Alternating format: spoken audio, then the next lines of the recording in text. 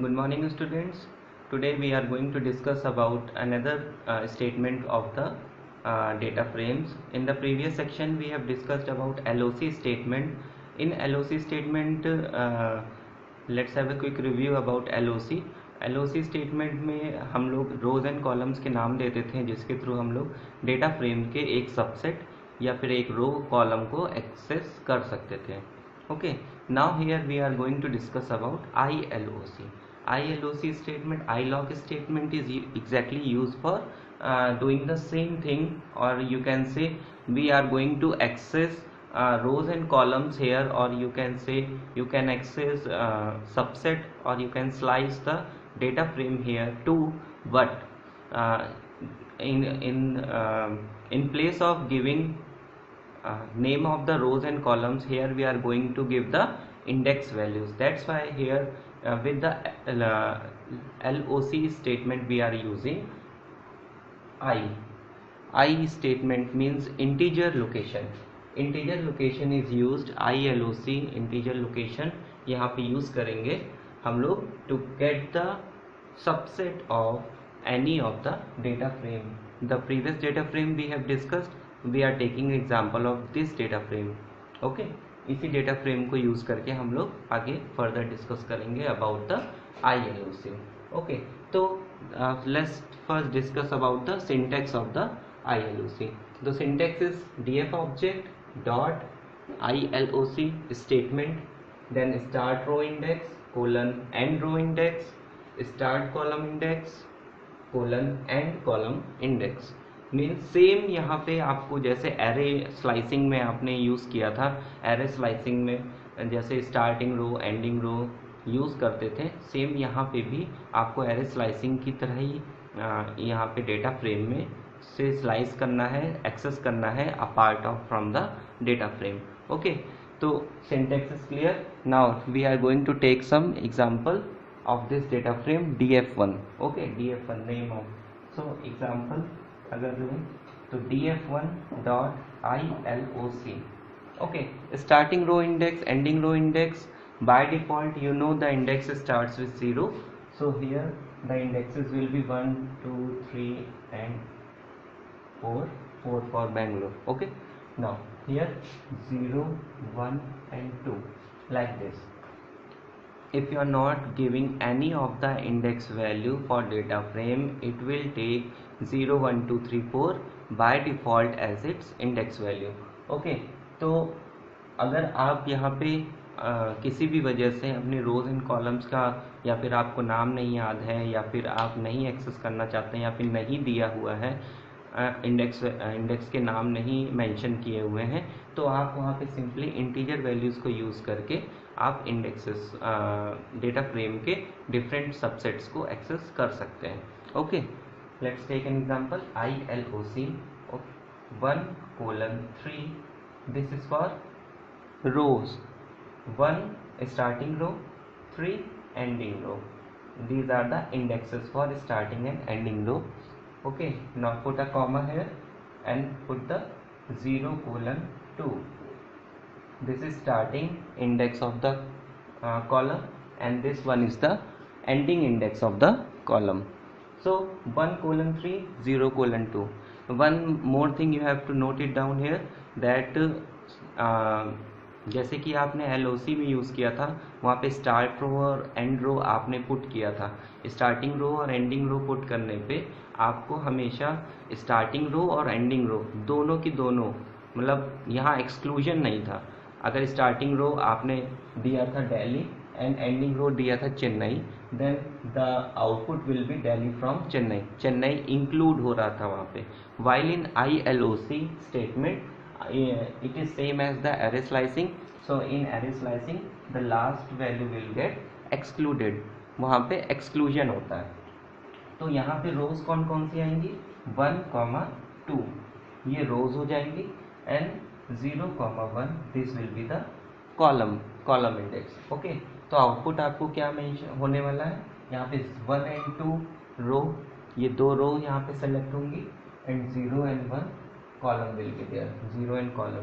तो आपका आउटपुट ये आएगा, ये वाला पोर्शन जो है ये आएगा. Means Mumbai, Kolkata. These two rows will get selected and column कौन कौन सा आएंगे? Population and average income. ये दो कॉलम आएंगे और इसकी जो भी वैल्यूज हैं वो यहाँ पे पुट हो जाएंगे. ओके, तो मुंबई, कोलकाता, ये दो रोज आपके सेलेक्ट होंगी and population and average income, ये दो कॉलम आपके सेलेक्ट होंगे according to the index values you have given here. Okay, now change the, if you are going to change the index values, अगर आप चेंज करते हैं index values को, then the output will be, if you are writing like 0:1, okay, and 3:, like this, 3:, तो 0:1 means only first row will get selected, means 0, and 3:, no row column, यहाँ पे column 3, third column कोई है ही नहीं. Okay, तो यहाँ पे you will get a empty one, यहाँ पे एक empty आपको डेटा फ्रेम एग्जिट यहाँ पे आउटपुट मिलेगा. Okay, and if you are writing like this 0:1 and 0:1 like this, तो 0:1 में you are getting the first row that is 0 and 0:1 में you are getting the first column that is this one, this is the first column. तो output आपका सिर्फ ये आएगा, means Delhi and population, only one row and one column will be there, 1092467, this will be the output. Okay, only one value will get extracted from this. So by using ILOC function, it is very easier to get the subset of the data frame. Unlike the LOC statement में हमें याद करना पड़ता था या फिर हमें इस चीज़ का ध्यान रखना पड़ता था कि कौन कौन सी रोज़ एंड कॉलम वहाँ पे ऑलरेडी है. मगर अगर हमें किसी भी रो एंड कॉलम का नाम नहीं पता है या फिर करेंटली नहीं अवेलेबल है, तो हम उसको इंडेक्स वैल्यूज़ की हेल्प से क्या कर सकते हैं? एक्सेस कर सकते हैं. ओके,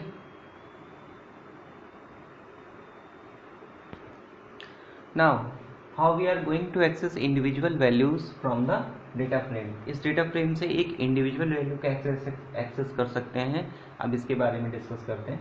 इंडिविजुअल वैल्यू, कोई भी एक वैल्यू आप इसमें से कैसे एक्सेस करेंगे?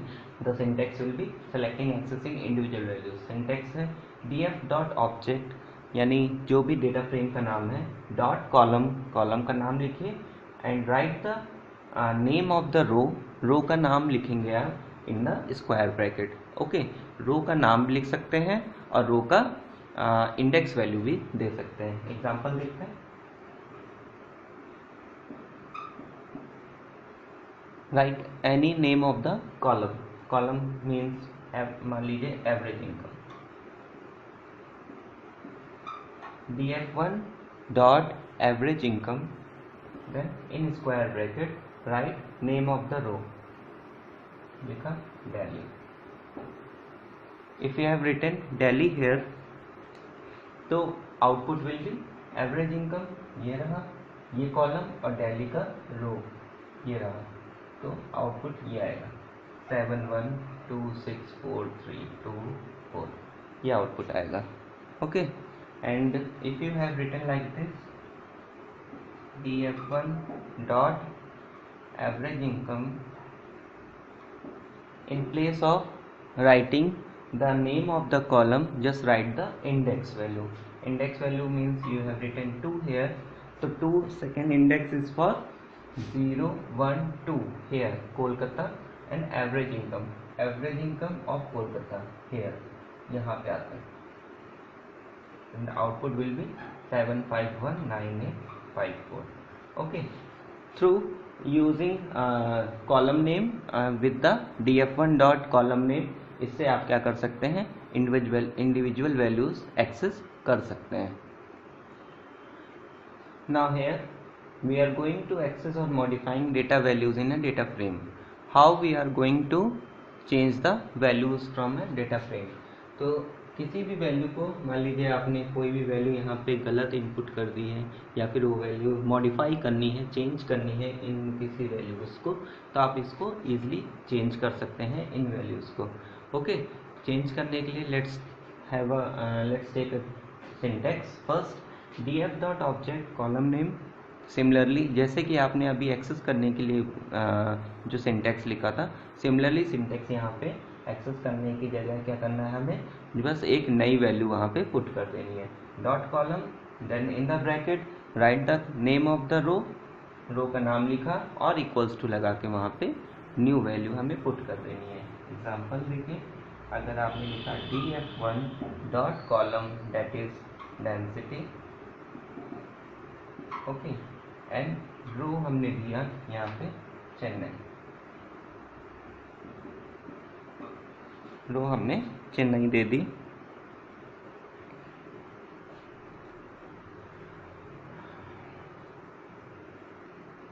और उसके बाद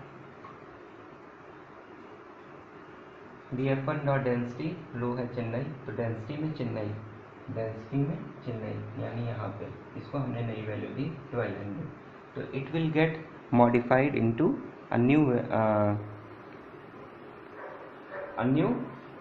वैल्यू टू 1200 यहाँ पे मॉडिफाइड, यानी 1050 की जगह you will get a new value here that is 1200। यहाँ पे df1 डॉट डेंसिटी, यानी इस डेटा फ्रेम में डेंसिटी वाले कॉलम में चेन्नई वाली रो में यहाँ पे है, तो ये जो वैल्यू थी इसको मॉडिफाई करनी थी और हमने इक्वल्स टू लिख के नई वैल्यू यहाँ पे प्रोवाइड कर दी, तो यहाँ पे नई वैल्यू आप देख सकते हैं चेंज हो जाएगी।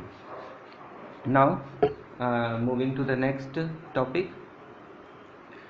Now in this topic, how we are going to access or modify data values in a data frame. So to change the values or adding new rows, how we are going to change or adding new rows in a data frame. अगर आपको data frame में नए रो को add करना है या फिर किसी भी रो का जो भी वैल्यूज़ हैं, सारी वैल्यूज, इंडिविजुअल वैल्यूज़ के लिए we have already discussed the previous section, जहाँ पे आप रो एंड कॉलम को इंडिविजुअली अगर आप मेंशन करेंगे तो you will get the modification in the desired cell only. Okay, but in this case if you are going to change the value for the whole row, okay, अगर पूरी रो का ही value change करना है तो आप इसके सिंटेक्स देखिए, df object dot add row name comma colon equals to new values. Okay, add statement यहाँ यूज होता है to change the values for the for a row. Okay, और आप LOC स्टेटमेंट को यूज कर सकते हैं to give the new values. Let's take example here, df1 dot LOC, row का नाम लिखा, मान लीजिए it is Kolkata,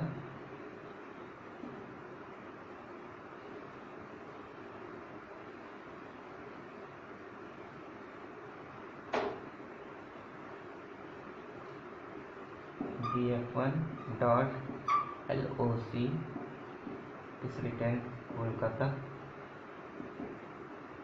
equals to Kolkata में the total values you have to give is 3 values are there. Okay, write the first value, then second value, then third value. A list of values will be passed here. एक list of values यहाँ पे pass करिए and it will change the values for this row. यहाँ पे रो change हो जाएगी। One more important thing, if you have written like this, means मान लीजिए it is written Lucknow, df1 dot LOC Lucknow equals to 3 new values आपने यहाँ पे pass की। Okay, but here you can easily see that Lucknow नाम का कोई भी यहाँ पे रो नहीं है। ठीक, तो यहाँ पे एक नई रो ऐड होगी Lucknow and these 3 values will get added here. Okay, तो ये तरीका है या फिर किसी प्री एग्जिस्टिंग रो की वैल्यूज़ को चेंज करने का। और अगर कोई रो नहीं है, आपको एक नई रो ऐड करनी है, तो just write like this dot LOC name of the new row, जो भी आप नया रो यहाँ पे ऐड करना चाहते हैं, और उसके बाद उसकी तीनों values 3-4 values according to the column. इसको बहुत ध्यान रखना है कि अकॉर्डिंग टू द कॉलम आप उसके वैल्यूज़ देंगे। अगर वैल्यूज़ कम या ज़्यादा होंगी तो it will give you error there. Okay, now here we are discussing about how we are going to add a new column in this data frame। अभी रो, इससे पहले रो ऐड की थी, अब कॉलम ऐड करके देखते हैं कि how we are going to add a new column. तो न्यू कॉलम ऐड करने के लिए the syntax will be df object in the square bracket write the name of the column and equals to फिर list of values. एक list of values हम यहाँ पे पास करेंगे जिसमें कॉलम की सारी वैल्यूज होंगी। ओके, तो एग्जांपल देखते हैं। df1 ब्रैकेट में right the name of new column, let it be pollution.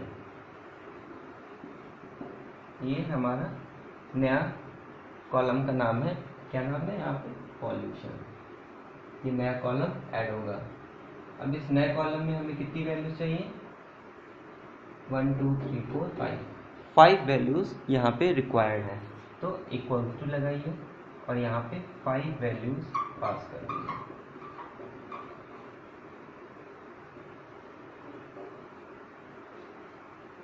Okay, तो df1 यानी इस डेटा फ्रेम का नाम, name of the new column, एक नया कॉलम देना है हमें, तो यहाँ पे नया कॉलम का नाम दे देंगे और इक्वल्स टू लगा के लिस्ट में हम क्या करेंगे, नई वैल्यूज़ को पास कर देंगे।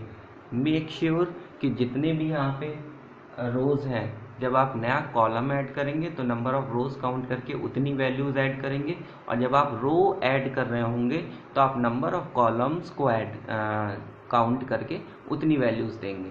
ओके, एक नई रो ऐड करने के लिए आपको कॉलम्स ऐड देखने पड़ेंगे, और एक नया कॉलम को ऐड करने के लिए आपको नंबर ऑफ रोज़ देखनी पड़ेंगी कि कितनी रोज़ हैं वहाँ पे। ओके, इस चीज़ को ध्यान रखने वाली चीज़ है, ध्यान रखिएगा। तो यहाँ पे एक नया कॉलम हम यहाँ पे इजीली ऐड कर सकते हैं। Now moving forward, here we are going to delete some column or single column, actually one column at a time। how we are going to delete a column from the data frame। तो data frame में एक column delete करने के लिए the syntax will be, the del statement will be use, del del del statement यहाँ पे use होता है to delete any column from the data frame. तो del यूज करेंगे, then write the name of the data frame और square bracket में उस column का नाम प्रोवाइड करेंगे जो कॉलम हमें डिलीट करना है। Let's take example first, del then the write the name df1। Okay, then मान लीजिए कॉलम जो अभी हमने ऐड किया था पॉल्यूशन, पॉल्यूशन नाम का कॉलम हमने जो अभी रिसेंटली ऐड किया था उसे ही डिलीट करने जा रहे हैं। तो del df1 और पॉल्यूशन अगर हमने ये लिखा तो यहाँ से क्या हो जाएगा, ये जो पॉल्यूशन नाम का कॉलम था, ये जो ऐड हुआ था, ये अब डिलीट हो जाएगा। ओके, ये पूरा कॉलम यहाँ से डिलीट हो जाएगा और you will get the previous data frame here, जैसा प्रीवियस डेटा फ्रेम था। अगर इसके बाद भी आपको एक नया कॉलम डिलीट करना है, मतलब इनमें से कोई भी कॉलम अगर आपको डिलीट करना है तो अगेन राइट del df1 और मान लीजिए आपने डेंसिटी लिख दिया, ठीक, तो डेंसिटी लिखते ही the density column will get remove from this data frame. तो इस डेटा फ्रेम से आप नया कॉलम ऐड भी कर सकते हैं और पुराने कॉलम्स को डिलीट भी कर सकते हैं। Okay students, so that's it for today and it's keep on revising these things very clearly and read the notes I have given in the group also. Okay, be safe, be home. Thank you.